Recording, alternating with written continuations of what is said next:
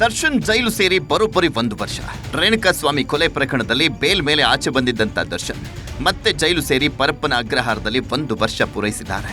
Celebrity ಒಂದು ಕೊಲೆ ಪ್ರಕರಣ ತನ್ನ ಏನು ಮಾಡುತ್ತೆ, ಯಾರೋ ಒಬ್ಬರನ್ನ ಸರೆಂಡರ್ ಮಾಡಿಸಿ ಆರಾಮಾಗಿ ತಪ್ಪಿಸ್ಕೊಳ್ಬಹುದು ಅಂದ್ಕೊಂಡಿದ್ದಂತ ದರ್ಶನ್ಗೆ ಕಾನೂನು ಕಠಿಣ ಸಂಕೋಲೆಗಳನ್ನ ತೊಡಿಸಿದೆ. ಯಾಕಾದ್ರೂ ಇಂಥ ಕೆಲಸ ಮಾಡಿದ್ನಪ್ಪ ಅಂತ ಪಶ್ಚಾತ್ತಾಪ ಪಡುವಂತೆ ಮಾಡಿದೆ.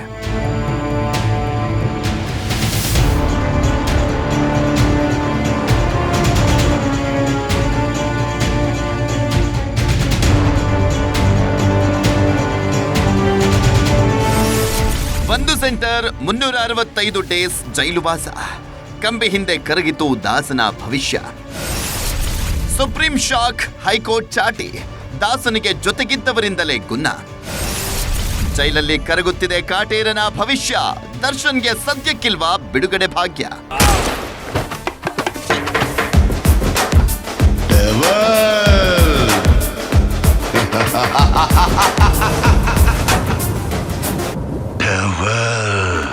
ಬಾಸ್ ಸಿನಿಮಾ 100 ಡೇಸ್ ಆಯ್ತು, ಸಾರಥಿ ಸಿನಿಮಾ 200 ಡೇಸ್ ಆಗಿತ್ತು ಅನ್ನುವಂತ ಹಾಗೆ ಈಗ ದರ್ಶನ್ ಜೈಲು ಸೇರಿ ಎಷ್ಟು ದಿನ ಆಯ್ತು ಅಂತ ಅವರ ಅಭಿಮಾನಿಗಳು ಲೆಕ್ಕ ಮಾಡ್ತಾ ಇದ್ದಾರೆ. ದರ್ಶನ್ ಡೆವಿಲ್ ಸಿನಿಮಾ ಕೆಲವೇ ತಿಂಗಳ ಹಿಂದೆ ರಿಲೀಸ್ ಆಗಿತ್ತು. ಅವರು ಬೇಲ್ ಹೊರಗಡೆ ಬಂದು ಶೂಟಿಂಗ್ ಮುಗಿಸಿದ್ದು ಎಲ್ಲವೂ ಮೊನ್ನೆ ನಡೆದಂತಿದೆ. ಆದರೆ ಈಗ ಅವರು ಜೈಲಿಗೆ ಹೋಗಿ 1 ವರ್ಷ, ಬರೋಬ್ಬರಿ 1 ವರ್ಷ ಆಯ್ತು ಅನ್ನೋದು ಗೊತ್ತಾಗಿದೆ.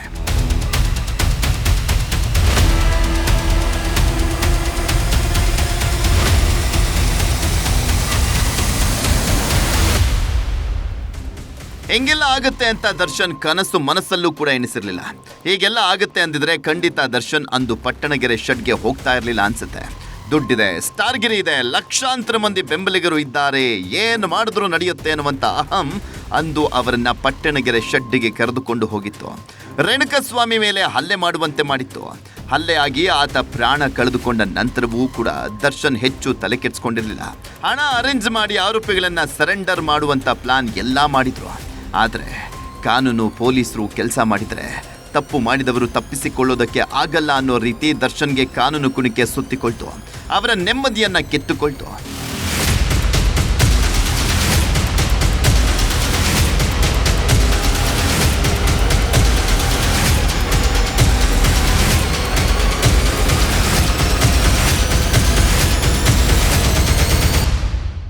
ಇದ್ರೆ ನೆಮ್ಮದಿಯಾಗಿರ್ಬೇಕು ಅನ್ನೋದು ದರ್ಶನ್ ಆಸೆ ಆಗಿತ್ತು. ಆದರೆ ರೇಣುಕಾಸ್ವಾಮಿ ಕೊಲೆ ಪ್ರಕರಣ ಅವರ ನೆಮ್ಮದಿಯನ್ನೇ ಹಾಳು ಮಾಡಿಬಿಡ್ತು. ಕೊಲೆ ಪ್ರಕರಣದಲ್ಲಿ ಜೈಲು ಸೇರಿದ ಸೆಲೆಬ್ರಿಟಿಗಳು ಯಾರೂ ಸಹ ಹೆಚ್ಚು ಕಾಲ ಜೈಲಿನಲ್ಲಿ ಕಳೆದಿಲ್ಲ. ಹಾಗಾಗಿ ದರ್ಶನ್ ಸಹ 2-3 ತಿಂಗಳಲ್ಲಿ ಜೈಲಿನಿಂದ ಆಚೆ ಬರ್ತಾರೆ ಅಂತ ಎಲ್ಲರೂ ಅಂದ್ಕೊಂಡಿದ್ರು.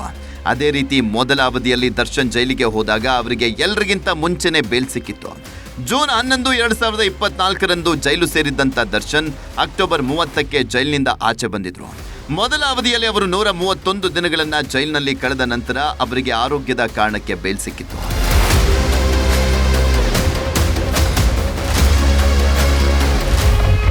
ಜಾಮೀನು ಸಿಕ್ಕಿದ ನಂತರ ಮತ್ತೇನಿದೆ, ಇನ್ನು ಫುಲ್ ಜಾಲಿ ಅಂತ ಅಭಿಮಾನಿಗಳು ಎನಿಸಿದ್ರು. ಕೋರ್ಟ್ ಸಹ ಬೇಲ್ ಮೇಲೆ ಇದ್ದಂಥ ದರ್ಶನ್ಗೆ ಒಂದಷ್ಟು ವಿನಾಯಿತಿಗಳನ್ನ ಕೊಟ್ಟಿತ್ತು. ದರ್ಶನ್ ಪೆಂಡಿಂಗ್ ಇದ್ದಂಥ ತಮ್ಮ ಡೆವಿಲ್ ಸಿನಿಮಾವನ್ನ ಮುಗಿಸಿಕೊಟ್ಟಿದ್ರು. ಇನ್ನೇನು ಎಲ್ಲ ಚೆನ್ನಾಗಿದೆ, ದರ್ಶನ್ ಬೆಂಗಳೂರು ಮೈಸೂರು ಅಂತ ಓಡಾಡ್ಕೊಂಡು ಆರಾಮಾಗಿದ್ದಾರೆ ಎನ್ನುವಾಗಲೇ ಸುಪ್ರೀಂ ಕೋರ್ಟ್ ಬಿಗ್ ಶಾಕ್ ಅನ್ನ ಕೊಟ್ಟಿತ್ತು. ನೆಮ್ಮದಿಯ ನಿಟ್ಟುಸಿರು ಬಿಟ್ಟಿದ್ದಂಥ ದರ್ಶನ್ಗೆ ನೆಮ್ಮದಿ ಇಲ್ಲದಂತೆ ಮಾಡ್ತು.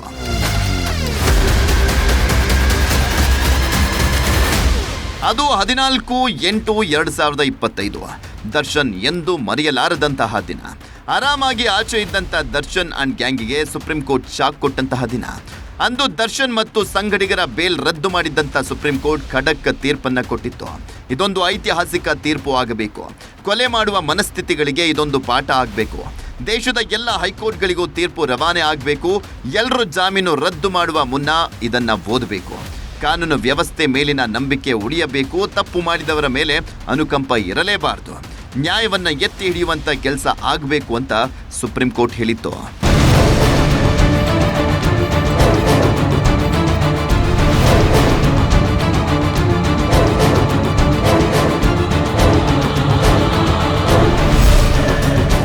ರೇಣುಕಾಸ್ವಾಮಿಯನ್ನ ಕಿಡ್ನಾಪ್ ಮಾಡಿ ತುಂಬಾ ಚಿತ್ರಹಿಂಸೆ ಕೊಟ್ಟು ಕೊಲ್ಲಲಾಗಿತ್ತು. ಹಾಗೆ ಮಾಡಿರೋದಕ್ಕೆ ಸಾಕಷ್ಟು ಸಾಕ್ಷಿಗಳು ಕೂಡ ಇದ್ವು. ಅಲ್ಲದೆ ದರ್ಶನ್ ಪ್ರಭಾವಿ, ಆತನ ಆಚೆ ಬಂದರೆ ಸಾಕ್ಷಿಗಳನ್ನು ನಾಶ ಮಾಡುವಂಥ ಸಾಧ್ಯತೆಯೂ ಕೂಡ ಇರುತ್ತೆ. ಹೇಗೆಲ್ಲ ಇದ್ರೂ ಕೂಡ ಹೈಕೋರ್ಟ್ ತುಂಬಾ ಸುಲಭವಾಗಿ ಕೊಲೆ ಆರೋಪಿಗಳಿಗೆ ಜಾಮೀನು ಕೊಟ್ಟಿತ್ತು. ಆರಂಭದಲ್ಲಿ ಷರತ್ತುಬದ್ಧ ಜಾಮೀನು ಅಂದ್ರೂ ಕೂಡ ಆ ನಂತರ ಎಲ್ಲ ಷರತ್ತುಗಳನ್ನು ಸಡಿಲ ಮಾಡಿತ್ತು. ವಿದೇಶಕ್ಕೆ ಹೋಗಿ ಶೂಟಿಂಗ್ ಮಾಡಿಕೊಳ್ಳೋದಕ್ಕೂ ಕೂಡ ಅನುಮತಿ ಕೊಟ್ಟಿತ್ತು. ಇದೆಲ್ಲವೂ ಕೂಡ ಹೈಕೋರ್ಟ್ ಆದೇಶದ ಬಗ್ಗೆನೇ ಯೋಚಿಸುವಂತೆ ಮಾಡಿತ್ತು. ಅದಕ್ಕೆ ಎಲ್ಲವನ್ನ ಗಮನಿಸಿದಂಥ ಸುಪ್ರೀಂ ಹೈಕೋರ್ಟ್ ಮಾಡಿದ್ದು ಸರಿಯಲ್ಲ ಅಂತ ಹೇಳಿತ್ತು. ಸರಿಯಾಗಿ 1 ವರ್ಷದ ಹಿಂದೆ ಕೊಲೆ ಮಾಡಿ ನೆಮ್ಮದಿಯಾಗಿ ಆಚೆ ಸುತ್ತಾಡ್ಕೊಂಡಿದ್ದಂಥ ಆರೋಪಿಗಳಿಗೆ ಸುಪ್ರೀಂ ಕೋರ್ಟ್ ಶಾಕ್ ಕೊಟ್ಟಿತ್ತು. ನಿಮ್ಮಂಥವರು ಆಚೆ ಇರಬಾರ್ದು, ನಿಮ್ಮಂಥವರು ಜೈಲಿನ ಒಳಗಡೆ ಇರಬೇಕು. ಹೈಕೋರ್ಟ್ ಇನ್ನು ಮುಂದೆ ಯಾರ ವಿಚಾರದಲ್ಲೂ ಈ ರೀತಿ ತಪ್ಪು ಮಾಡಬಾರದು ಅಂತ ಬುದ್ಧಿ ಹೇಳಿ ಬೇಲ್ ರದ್ದು ಮಾಡಿತ್ತು. ಐತಿಹಾಸಿಕ ತೀರ್ಪನ್ನು ಕೊಟ್ಟಿತ್ತು. ಆ ತೀರ್ಪಿಗೆ ಈಗ 1 ವರ್ಷ ಆಗಿದೆ. ದರ್ಶನ್ರನ್ನ ಸುಪ್ರೀಂ ಕೋರ್ಟ್ ತೀರ್ಪು ಕೊಟ್ಟ ದಿನವೇ ಮೈಸೂರಿನಿಂದ ಕರೆದುಕೊಂಡು ಬಂದು ಪರಪ್ಪನ ಅಗ್ರಹಾರ ಜೈಲನ್ನ ಸೇರಿಸಿದ್ರು. ಆರಂಭದಲ್ಲಿ ಅದು ಬೇಕು ಇದು ಬೇಕು, ಒಂದು ತೊಟ್ಟು ವಿಷ ಕೊಡಿ ಅಂತೆಲ್ಲ ಗೋಳಾಡಿದ್ದಂಥ ದರ್ಶನ್ ಈಗ ಜೈಲು ವಾಸಕ್ಕೆ ಹೊಂದ್ಕೊಂಡಿದ್ದಾರೆ. ಯಾವುದೇ ಸಮಸ್ಯೆಗಳು ಇಲ್ಲದೆ ಪರಪ್ಪನ ಅಗ್ರಹಾರ ಜೈಲಿನಲ್ಲಿಯೇ 1 ವರ್ಷವನ್ನ ಪೂರೈಸಿದ್ದಾರೆ.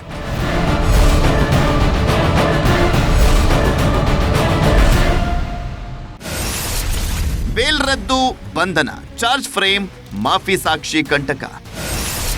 ಅತ್ಯಾಪ್ತರೆ ಶತ್ರುಗಳಾದ ನೋವಿನಲ್ಲಿ ದರ್ಶನ್ ವಿಲವಿಲ. ಒಬ್ಬ ಮನುಷ್ಯನಿಗೆ ಇಷ್ಟೆಲ್ಲ ಕಷ್ಟಗಳು ಬರುತ್ತಾ ಅಂತ ಆಶ್ಚರ್ಯ ಪಡುವ ರೀತಿ ದರ್ಶನ್ಗೆ ಮೇಲಿಂದ ಮೇಲೆ ಕಷ್ಟಗಳು ಬರ್ತಾನೆ ಇವೆ.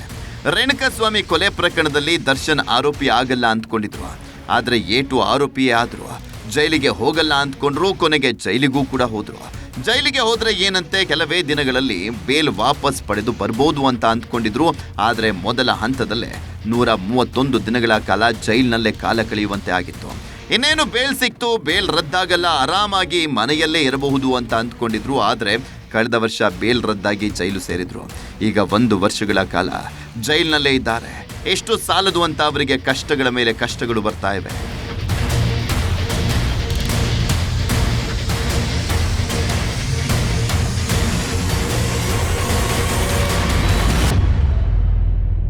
ಮೊದಲ ಹಂತದಲ್ಲಿ ದರ್ಶನ್ ಪರಪ್ಪನ ಅಗ್ರಹಾರದಲ್ಲಿ ಇದ್ದಾಗ ಕೆಲವು ರೌಡಿಗಳ ಜೊತೆ ಸೇರಿ ಸಿಗರೆಟ್ ಸೇದಿದ್ರು. ಮಗ್ನಲ್ಲಿ ಟೀ ಕುಡಿದು ಅಸಲಿ ಜೈಲಿನ ದರ್ಶನ ಮಾಡಿಸಿದ್ರು. ಅದರ ನಂತರ ಅವರ ಐಷಾರಾಮಿ ಜೈಲಿನ ವ್ಯವಸ್ಥೆಯೇ ಬದಲಾಗಿತ್ತು. ಕೊನೆಗೆ ಕಾಟೇರ ಬೆಂಗಳೂರು ಬಿಟ್ಟು ಬಳ್ಳಾರಿಗೆ ಶಿಫ್ಟ್ ಆಗಿದ್ರು. ಬಳ್ಳಾರಿಯಲ್ಲಿ ಅವರು ವೆಸ್ಟರ್ನ್ ಟಾಯ್ಲೆಟ್ ಮತ್ತು ಒಂದು ಕುರ್ಚಿಗಾಗಿ ಕೇಳ್ಕೊಂಡಿದ್ರು. ಒಮ್ಮೆ ಜೈಲಿನಲ್ಲಿ ಬಿಂದಾಸ್ ಲೈಫ್ ಪ್ರದರ್ಶನ ಮಾಡಿದಂತ ನಂತರ ದರ್ಶನ್ಗೆ ನೆಟ್ಟು ಬೋಲ್ಟು ಟೈಟ್ ಮಾಡಲಾಗಿತ್ತು. ಅದಕ್ಕೆ ಕಳೆದ ವರ್ಷ ಆಗಸ್ಟ್ 14ರಂದು ದರ್ಶನ್ ಜೈಲು ಸೇರಿದಾಗ ಅವರಿಗೆ ಯಾವ ಸೌಲಭ್ಯನೂ ಕೂಡ ಕೊಡದೆ ಅವರನ್ನ ಒಂದೇ ಬ್ಯಾರಕ್ಕಿಗೆ ಸೀಮಿತ ಮಾಡಲಾಗಿತ್ತು.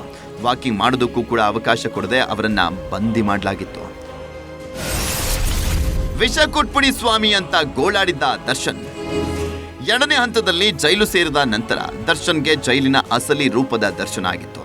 ಜೈಲಿನಲ್ಲಿ ಹೀಗೆಲ್ಲ ಇರಬೇಕಾ, ಎಷ್ಟೊಂದು ನರಕ ಅನುಭವಿಸಬೇಕಾ ಅಂತ ದಾಸನಿಗೆ ಗೊತ್ತಾಗಿತ್ತು.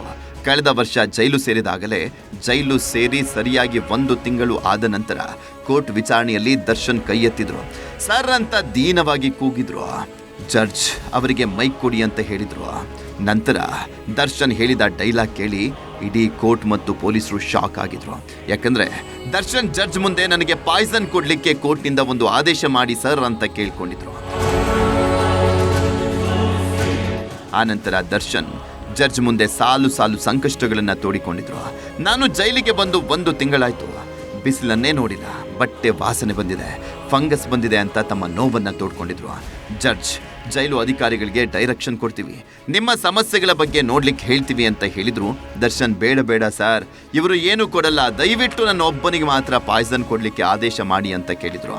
ಅದನ್ನ ಕೇಳಿದಂತ ಅಭಿಮಾನಿಗಳು ಸಹ ಫುಲ್ ಶಾಕ್ ಆಗಿದ್ರು. ನಮ್ಮ ಬಾಸ್ಗೆ ಇಷ್ಟೊಂದು ಕಷ್ಟ ಬಂದಿದೆಯಲ್ಲ ಅಂತ ಮರುಕಪಟ್ಟಿದ್ರು. ದರ್ಶನ್ ಈ ರೀತಿ ಹೇಳ್ತಾರೆ, ವಿಷ ಕೊಟ್ಬಿಡಿ ಸಾಯ್ತೀನಿ ಅಂತ ಹೇಳ್ತಾರೆ ಅಂತ ಯಾರು ಕೂಡ ಕನಸು ಮನಸ್ಸಿನಲ್ಲೂ ಕೂಡ ಎನಿಸಲಿಲ್ಲ. ದರ್ಶನ್ಗೆ ವಿಷ ಕುಡಿಯುವ ಮಟ್ಟಕ್ಕೆ ಸಮಸ್ಯೆಗಳು ಬಂದಿದೆ ಅನ್ನೋದು ಯಾರಿಗೂ ಗೊತ್ತಿರಲಿಲ್ಲ. ಆದರೆ ಅಷ್ಟು ದಿನ ಎಲ್ಲವನ್ನೂ ಸಹಿಸಿಕೊಂಡಿದ್ದಂಥ ದರ್ಶನ್ ಜಡ್ಜ್ ಮುಂದೆನೇ ತಮ್ಮ ಎಲ್ಲ ನೋವನ್ನ ತೋಡ್ಕೊಂಡಿದ್ರು. ಪರಪ್ಪನ ಅಗ್ರಹಾರದಲ್ಲಿ ಇರೋದಕ್ಕೆ ಆಗ್ತಾ ಇಲ್ಲ ಅಂತ ಹೇಳಿದ್ರು. ಪರಪ್ಪನ ಅಗ್ರಹಾರದಲ್ಲಿ ಜೈಲು ಸಿಬ್ಬಂದಿ ತನ್ನನ್ನು ಕೆಟ್ಟದಾಗಿ ನಡೆಸ್ಕೊಳ್ತಾ ಇದ್ದಾರೆ ಅಂತ ಈ ಹಿಂದೆಯೇ ಹೇಳಿದ್ದಂಥ ದರ್ಶನ್ ಜೈಲಿನಲ್ಲಿ ಇರೋದಕ್ಕೆ ಆಗ್ತಾ ಇಲ್ಲ, ನನಗೆ ಪ್ರತಿದಿನವೂ ನರಕ ದರ್ಶನ ಆಗ್ತಾ ಇದೆ ಅಂತ ಹೇಳಿದ್ರು.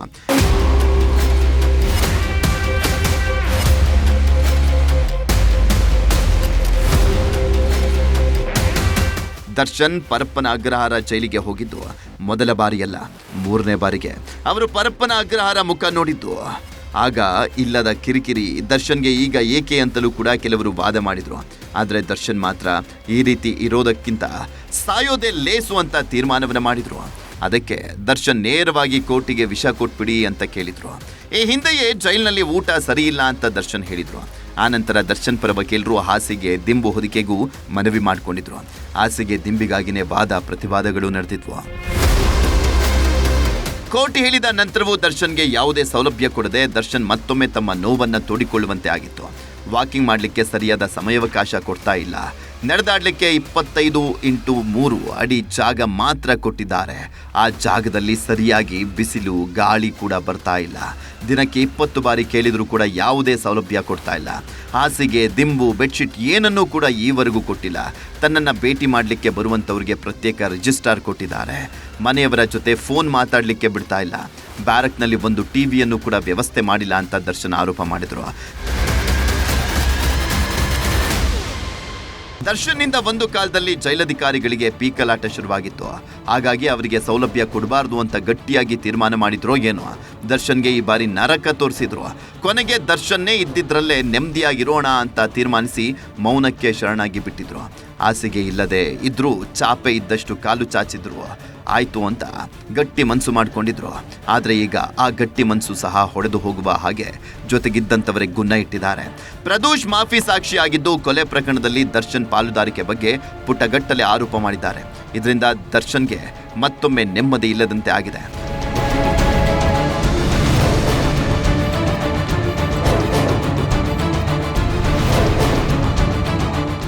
ದರ್ಶನ್ ಒಂದು ಕಾಲದಲ್ಲಿ ಯಾರನ್ನ ನಂಬಿ ಜೊತೆಗೆ ಇಟ್ಟುಕೊಂಡಿದ್ರು, ಯಾರನ್ನ ತಮ್ಮ ಅಂತ ಹೇಳ್ಕೊಂಡಿದ್ರು, ಅವರೇ ಈಗ ದರ್ಶನ್ ವಿರುದ್ಧ ತಿರುಗಿ ಬಿದ್ದಿದ್ದಾರೆ. ದರ್ಶನ್ ವಿರುದ್ಧ ಸಾಕ್ಷಿ ಹೇಳ್ತೀವಿ, ಅಪ್ರೂವರ್ ಆಗ್ತೀವಿ, ನಮ್ಮನ್ನ ಬಿಟ್ಟು ಬಿಡಿ ಅಂತ ಹೇಳ್ತಾ ಇದ್ದಾರೆ. ಇದರಿಂದ ಜೈಲಿನಲ್ಲೂ ಕೂಡ ನೆಮ್ಮದಿ ಕಂಡುಕೊಂಡಿದ್ದಂಥ ದರ್ಶನ್ಗೆ ಮತ್ತೆ ನೆಮ್ಮದಿ ಇಲ್ಲದಂತಾಗಿದೆ. ಜೈಲಿನಲ್ಲಿ 1 ವರ್ಷ ಪೂರೈಸಿದ ನಂತರ ಜಾಮೀನು ಸಿಗಬಹುದೇನೋ ಅನ್ನುವಂಥ ನಿರೀಕ್ಷೆಯಲ್ಲಿದ್ದಂಥ ದಾಸನಿಗೆ ಈಗ ಮಾಫಿ ಸಾಕ್ಷಿಯಿಂದ ಜೈಲೇ ಗತಿ ಎನ್ನುವಂತೆ ಆಗಿದೆ. 1 ವರ್ಷದ ನಂತರವೂ ಯಾವುದೇ ಶುಭ ಸುದ್ದಿ ಇಲ್ಲದಂತೆ ಆಗಿದೆ.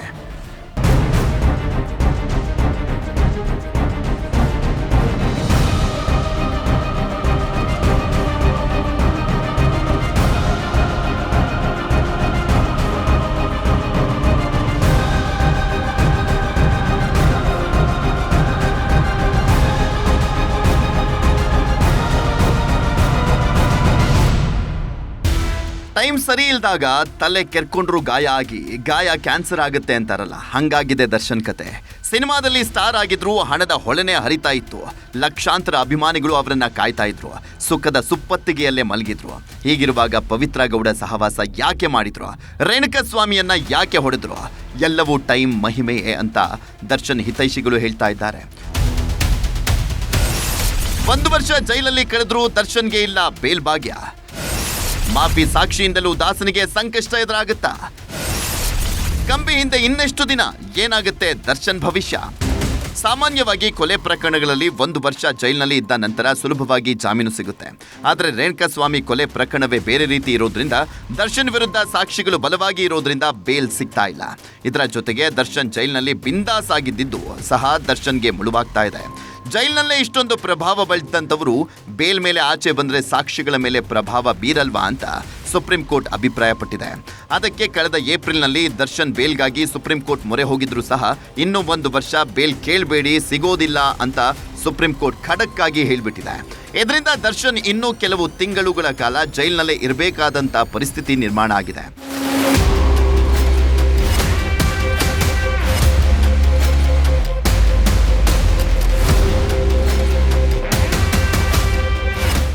ಸದ್ಯ ಸುಪ್ರೀಂ ಕೋರ್ಟೇ 1 ವರ್ಷದವರೆಗೆ ಬೇಲ್ ಕೇಳ್ಕೊಂಡು ಬರಬೇಡಿ ಅಂತ ಹೇಳಿದ್ಬಿಟ್ಟಿದೆ. ಹಾಗಾಗಿ ಬೇಲ್ ಅರ್ಜಿ ಹಾಕುವಂತೆಯೂ ಇಲ್ಲ. ಸದ್ಯಕ್ಕೆ ಬೇಗ ಟ್ರಯಲ್ ನಡೆದು ವಿಚಾರಣೆಯಾಗಿ ಶಿಕ್ಷೆ ಪ್ರಕಟವಾಗಲಿ, ಶಿಕ್ಷೆ ಕಡಿಮೆ ಪ್ರಮಾಣದಲ್ಲಿ ಆಗಲಿ ಅಂತ ದರ್ಶನ್ ಕಡೆಯವರು ಪ್ರಾರ್ಥಿಸ್ತಾ ಇದ್ದಾರೆ. ಅಷ್ಟರಲ್ಲೇ ಈಗ ಜೊತೆಯಲ್ಲಿದ್ದಂಥ ಆರೋಪಿ ಪ್ರದೋಷ್ ದರ್ಶನ್ ವಿರುದ್ಧ ಸಾಕ್ಷಿ ಹೇಳ್ತೀನಿ ಅಂತ ಮುಂದೆ ಬಂದಿದ್ದಾರೆ. ಇದರಿಂದ ದರ್ಶನ್ಗೆ ಮತ್ತೊಂದು ಸಂಕಷ್ಟ ಎದುರಾದಂತೆ ಆಗಿದೆ. ಸದ್ಯ ಪ್ರದೋಷ್ನನ್ನ ಮಾಫಿ ಸಾಕ್ಷಿ ಮಾಡೋದಕ್ಕೆ ಕೋರ್ಟ್ ಒಪ್ಪಿಕೊಂಡಿದೆ. ಮುಂದೆ ಪ್ರದೋಷ್ರನ್ನ ಕ್ರಾಸ್ ಎಕ್ಸಾಮಿನೇಷನ್ ಮಾಡಲಿದ್ದು, ಅದರಲ್ಲಿ ಪ್ರದೋಷ್ ಹೇಳಿದ್ದೆಲ್ಲ ಸತ್ಯ ಅಂತ ಗೊತ್ತಾದ್ರೆ ದರ್ಶನ್ಗೆ ದೊಡ್ಡ ಕಂಟಕವೇ ಎದುರಾಗಲಿದೆ. ಕೊಲೆ ಪ್ರಕರಣದಲ್ಲಿ ಜೊತೆಗಿದ್ದಂಥ ಆರೋಪಿಯೇ ಸಾಕ್ಷಿ ಹೇಳಿರೋದ್ರಿಂದ ಅದನ್ನ ಪ್ರಬಲ ಸಾಕ್ಷಿಯಾಗಿ ಪರಿಗಣಿಸುವಂತ ಸಾಧ್ಯತೆ ಇದ್ದು ದರ್ಶನ್ ತಪ್ಪು ಸಾಬೀತಾದಂತೆ ಆಗುತ್ತೆ. ಇದರ ಮೇಲೆ ಶಿಕ್ಷೆಯೇ ಬೇಗನೆ ಪ್ರಕಟ ಆಗಲಿದ್ದು ದರ್ಶನ್ಗೆ ಜೀವಾವಧಿ ಶಿಕ್ಷೆಯೂ ಕೂಡ ಆಗಬಹುದು ಅಂತ ಹೇಳಲಾಗ್ತಾ ಇದೆ. ಅದಕ್ಕೆ ಈಗ ದರ್ಶನ್ ಪ್ರತಿದಿನವೂ ಕೂಡ ಮಾಫಿ ಸಾಕ್ಷಿ ಬಗ್ಗೆನೇ ಯೋಚನೆ ಮಾಡಿ ನಿದ್ದೆ ಇಲ್ಲದಂತೆ ಮಾಡ್ಕೊಂಡಿದ್ದಾರಂತೆ.